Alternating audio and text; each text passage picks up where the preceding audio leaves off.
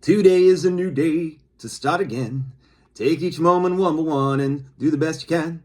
Yesterday doesn't matter, it only serves as a ladder. Tomorrow isn't guaranteed, so make your plans accordingly. Today is a new day to start again. Take each moment one by one and do the best you can. Grand Rising, today is a new day to start again. It is 10/26/2024. Getting close to Hallows Eve, Halloween.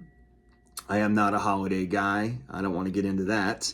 There's also an election coming up. It will be just around the corner. Today is Saturday, so a week from Tuesday is our presidential election 2024. It's going to be interesting. I am pleasantly surprised that there hasn't been more disruption, so I'm just going to continue going along with my life.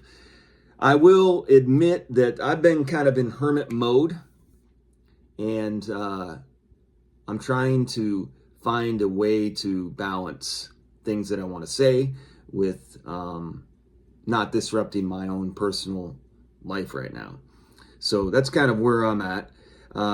Yesterday, I woke early in the morning, as usual. I've been doing that, really. I've talked a lot about that. That's part of my life. It's just I wake up at 2 or 3 in the morning and stay up for a while, and then I talk about things with God and with myself and try to find my place and what I'm supposed to be doing for the next day.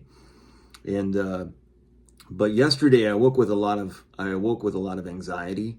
I really need to be keeping a dream journal, but I haven't done that.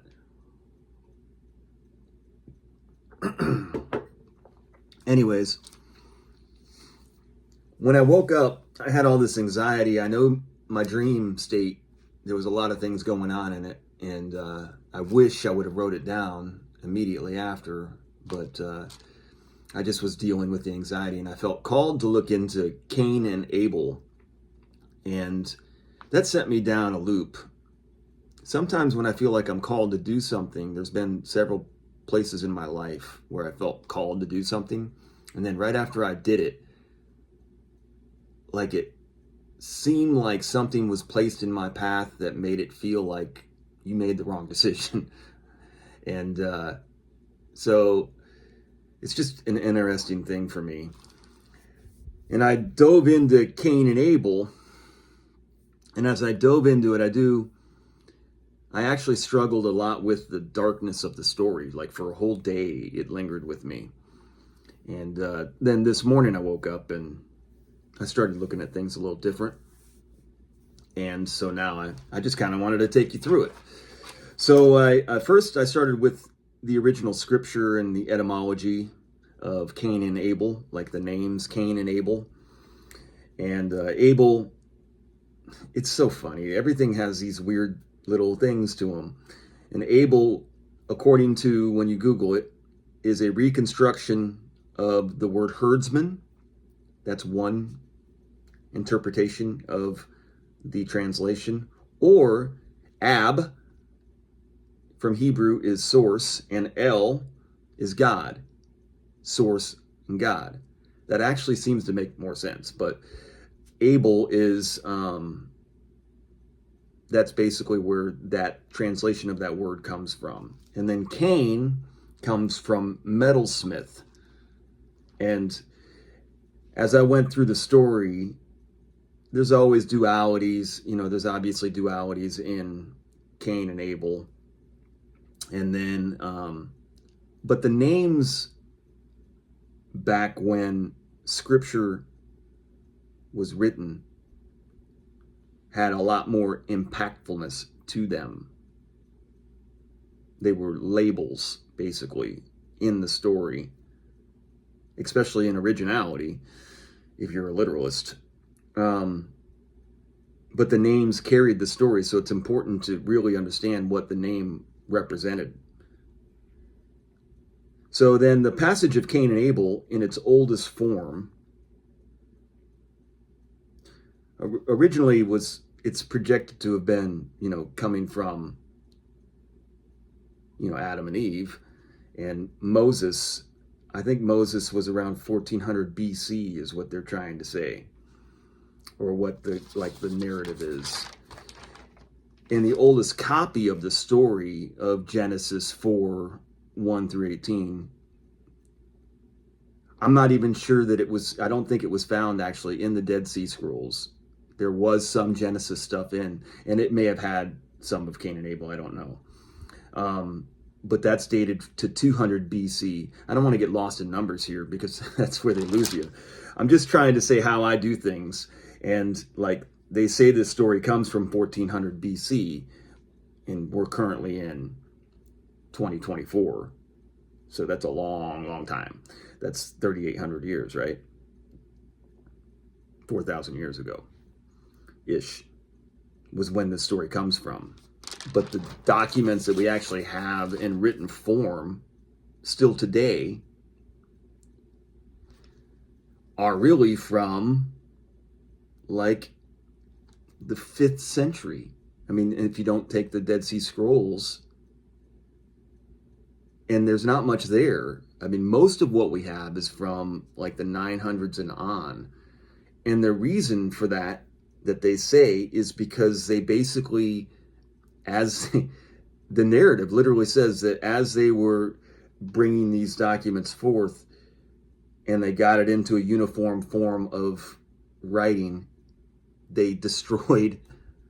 That was and then obviously we have the narratives of conquering entities destroying the old stuff. But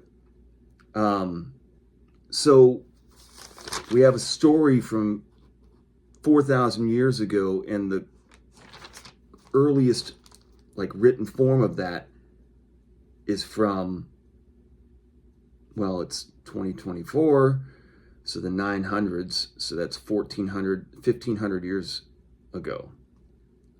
So there's a huge gap. And then the narrative, I mean, just the draw of skepticism because of the lack should be there just because, not because you're trying to be like skeptical of, but just because skepticism should be there as a logical form of deliberation. All right, so I got a lot more to go. The Cain and Abel story, what was so daunting for me is like I'm trying to like get back into scriptures in the Bible, and it always makes me struggle even more when I start to get into my historical side, because the skepticism does come up of what actually it is. And then but Cain and Abel are the first sons of Adam, who's our first like man. He's all of our fathers, according to like, if you're believing this. There's this thing about whether they're twins or not, and I really didn't understand it. It's a lot about the language and how it's coming in, and there's people that will say that Cain and Abel were actually twins. I don't know how much validity there is to that, but it seems like there was some when they were talking about the parsing of the way that the words were translated. There's a lot of like, there's the original story, and then you can see the differences of what the translations became and what the motives are for why that happened. And so basically it ends up saying that when Cain and Abel, if you don't know the Cain and Abel story, I didn't even talk about it. Hopefully you can look into it. But in the Cain and Abel story, when they Cain brought his offering to the Lord, and Abel brought his offering to the Lord, and the Lord found favor in Abel's offering, but with Cain's, what is it? It says, if thou, where does it say it? I had it written down, I thought. I'm starting to go a little bit off topic here.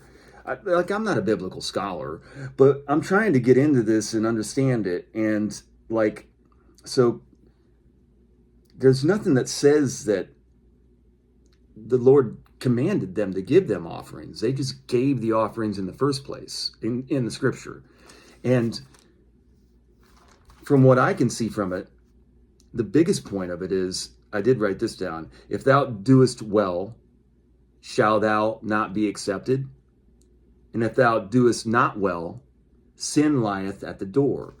So for me, There's another place where it says Cain rose up against his brother, and then in the NIV version it says Cain attacked. So there's two very different reads. And like I said, I'm not a biblical scholar. I just don't like the idea that our father, the first father, his two sons, one of them killed the other son because they were giving to the Lord. And there was jealousy involved in the response from that.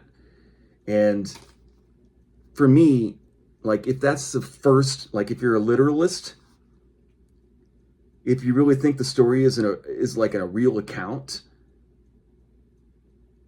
it does basically tell the story of following the way. I mean, that's basically what the gist of it is.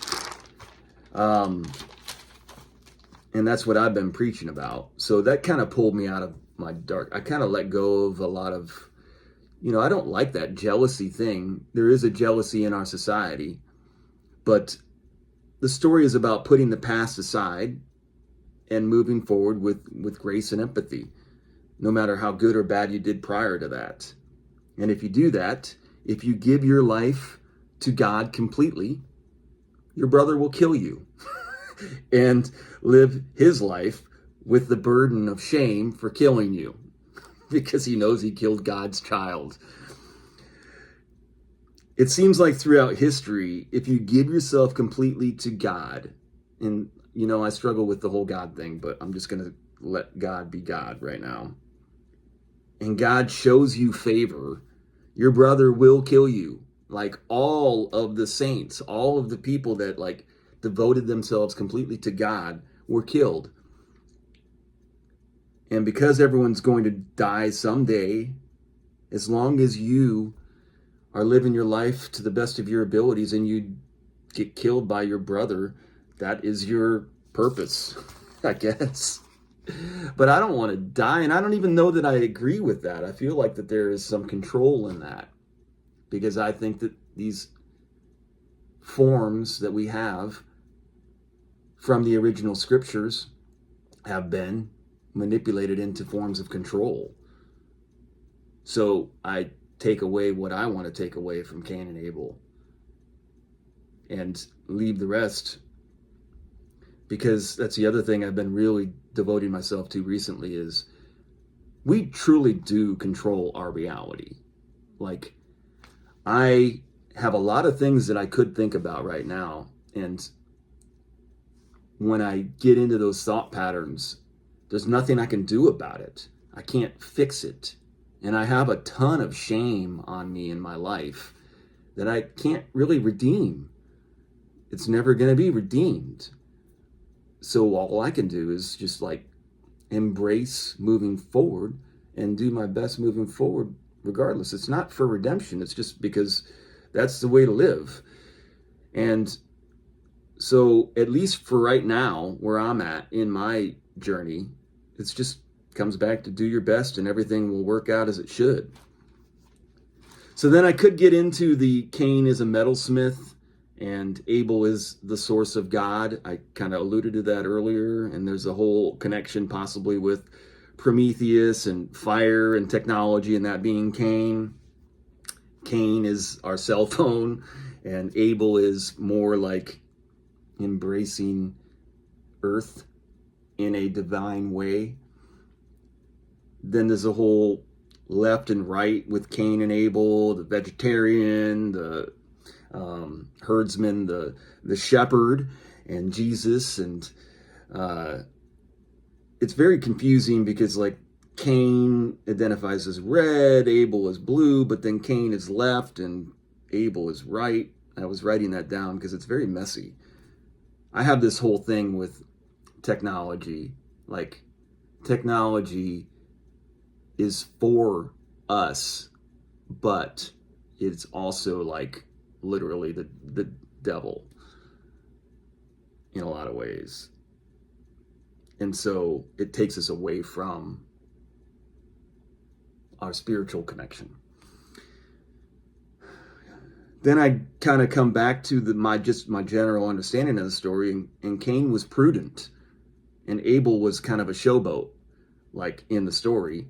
Cain comes as the older brother, and he brings, it doesn't say he brings nothing, he brings fruit, is what it says. And then it's been interpreted in different ways to try to like make the story more down the line of the narrative that they want to create with it. But in essence, it doesn't say that.